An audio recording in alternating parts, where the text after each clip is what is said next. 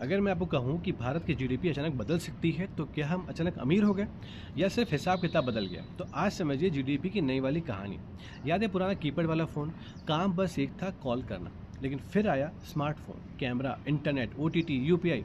ये फ़ोन ही वही है लेकिन हिसाब किताब पूरा बदल गया। जीडीपी के साथ भी यही हुआ।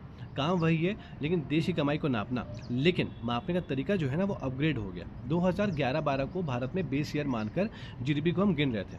लेकिन सोचिए क्या 2011 में यूपीआई फ़ोन थे, गिग इकोनॉमी इतनी बड़ी थी, डिजिटल सर्विस क्या इतनी सारी थी? नहीं ना। तो आईएमएफ ने कहा कि भाई आपका मेथड जो है ना वो बड़ा पुराना है, बाबा आदम के ज़माने का हो चुका है। मतलब हम नई अर्थव्यवस्था को बहुत पुराने चश्मे से देख रहे थे।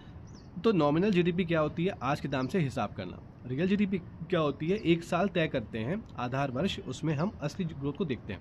अगर दाम बढ़े हैं तो हम खुश हो जाएं, तो वो ग्रोथ नहीं है, वो इन्फ्लेशन होता है भाई।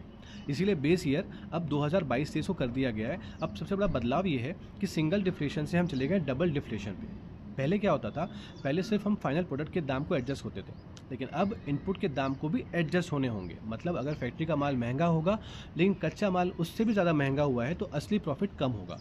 पहले ग्रोथ दिख रही थी लेकिन अब तस्वीर असली होगी। कभी कभी नई कैलकुलेशन में ग्रोथ कभी कभी कम दिख सकते हैं लेकिन सच्चाई ज़्यादा साफ होगी। अब जीएसटी का data, MCA data, PFMS, gig worker, informal sector, सबको कैप्चर करने की कोशिश की जा रही है। मतलब जो भारत पहले डेटा में गायब था अब वो दिखाई देगा। हिसाब बदला है, मेहनत नहीं बदली। सच की रोशनी आई है, सूरत नहीं बदली। तो सवाल ये नहीं है कि भारत अमीर हुआ है या नहीं, सवाल ये है कि अब क्या हम अपनी इकोनॉमी को ज़्यादा ईमानदारी से माप रहे हैं?